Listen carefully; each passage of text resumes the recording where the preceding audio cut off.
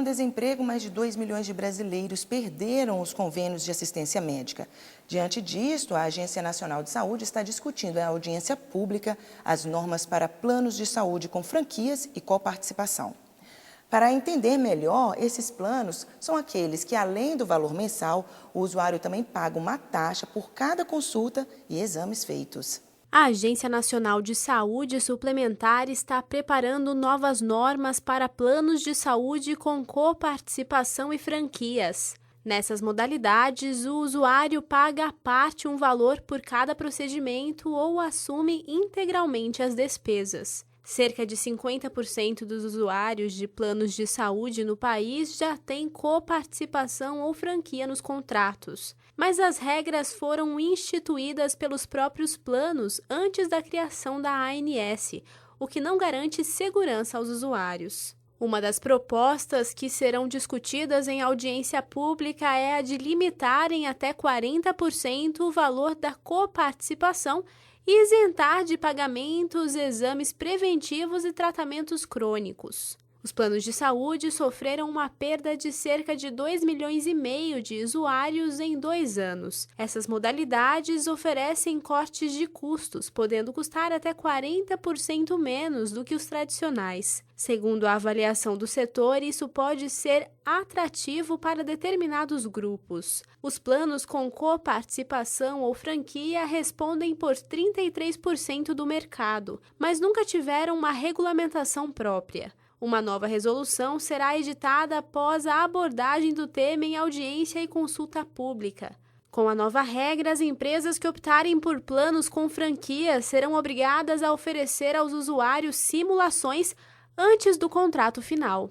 É comum os alunos passarem por algum tipo de dificuldade no aprendizado das matérias, mas a matemática lidera a lista de reclamações dos estudantes por conta de terem que lidar com números e cálculos.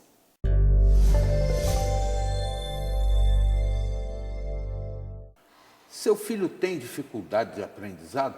Você conhece alguém nessa situação? É o nosso tema de hoje.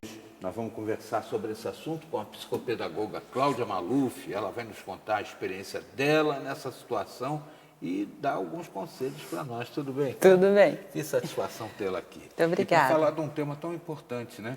Que às vezes marginaliza a criança na escola, né? Pode causar até bullying, né? Com certeza. Essa dificuldade. Com certeza. E às vezes os pais ficam achando que pode deixar tudo por conta da escola, quando na realidade é preciso de um esforço conjunto, penso eu. Exatamente, né? É muito importante a gente conseguir trabalhar escola, família e profissionais, né? Para ter um olhar bem abrangente e poder trabalhar em cima de pontos bem específicos que às vezes as crianças precisam de intervenção. Os sinais dessa dificuldade são sensíveis, a gente percebe, é por conta da nota do boletim escolar, é por conta até do interesse do aluno pela disciplina, tendo em vista que essa dificuldade às vezes coloca até a pessoa, não vou aprender nada mesmo. É verdade.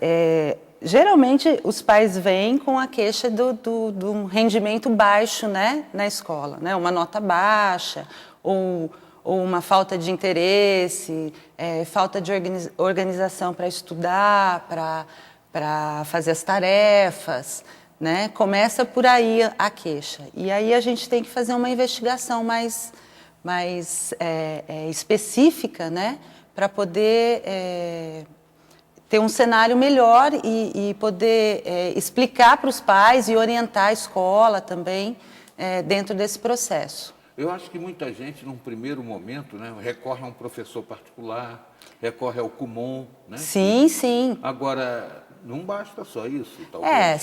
São recursos muito bons, né? Mas a gente tem que entender se são recursos bons para aquela criança, né? As dificuldades e os transtornos de aprendizagem são muito específicos de cada um, né? Então, o jeito que eu aprendo não é o jeito que você aprende, né? Então, a gente tem que entender se o Kumon, se o professor particular vai atingir o que aquela criança específica precisa. Tem como a gente identificar os tipos, né, de dificuldade? Então, hoje a gente fala de dificuldades de aprendizagem de matemática, dificuldades de aprendizagem de leitura e escrita, né? São esses tipos, vamos dizer assim, mais conhecidos, né? E tem remédio, tem terapia? Não existe remédio, não. A gente trabalha, é um trabalho clínico, né? É um trabalho que você vai para a clínica e você vai fazer intervenções específicas para aquele caso, para tentar ajudar a sanar essas dificuldades. A gente tem acompanhado com muita intensidade campanhas relativas a essa fase que o pessoal está falando muito em síndrome de Down, né? E eu tenho acompanhado por alguns noticiários, né, que a precocidade da detecção das dificuldades de aprendizado nessa turma do Down faz com que a criança desenvolva aí suas sensibilidades um tanto mais rápido. Isso é para todas as situações ou só para o Down? Não, as síndromes, né, elas já vêm com algumas características que já são pré-determinadas, por isso que são síndromes, né? Então, se você já sabe que aquela criança pode ter uma dificuldade de aprendizagem, porque faz parte daquele quadro sindrômico, é lógico que se você já começar a estimular o quanto antes, né, essas dificuldades vão ser menores, né?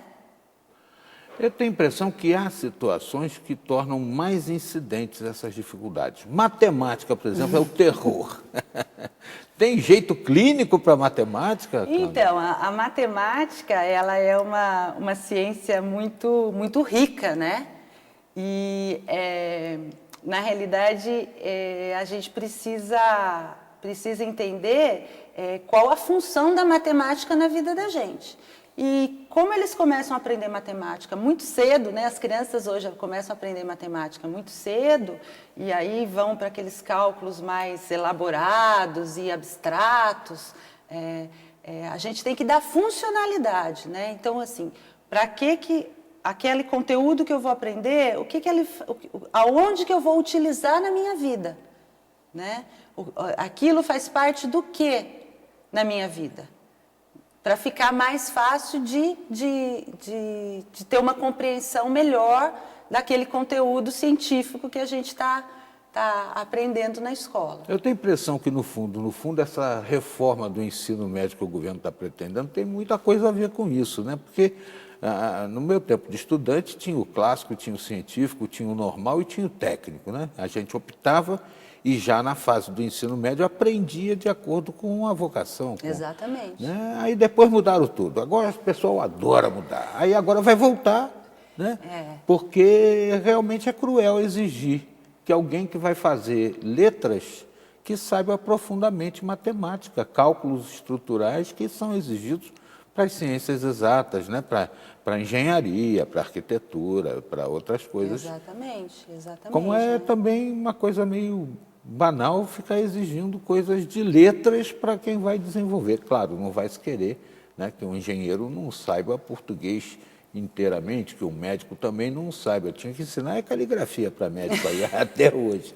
Mas é cruel realmente. Vamos ver se essa reforma do ensino emplaca aí e faz uma coisa mais adequada. Nós somos seres que temos habilidades e não habilidades, né? Então, a gente tem facilidades para alguns conteúdos e dificuldades para outros, né? E a gente vai tentando, ao longo do processo dentro da escola, a gente vai criando estratégias, né? A gente vai criando muletas até, em alguns casos, quando é mais difícil o conteúdo, para a gente conseguir superar. Né? Veja você, amigo telespectador, minha amiga que também está assistindo, talvez com a mesma dificuldade que eu, né, de hoje, tendo um filho adolescente já depois de outras situações, tentar ajudá-lo a aprender matemática, né? Eu passei por várias reformas matemáticas, matemática moderna, matemática de não sei o quê, agora eu enfrento, ela me pergunta, pai, isso aqui? Que barato, hein? Eu acho que é dificuldade do ensinamento também. Nós vamos continuar esse papo muito agradável com a Cláudia Maluf na volta da entrevista já já.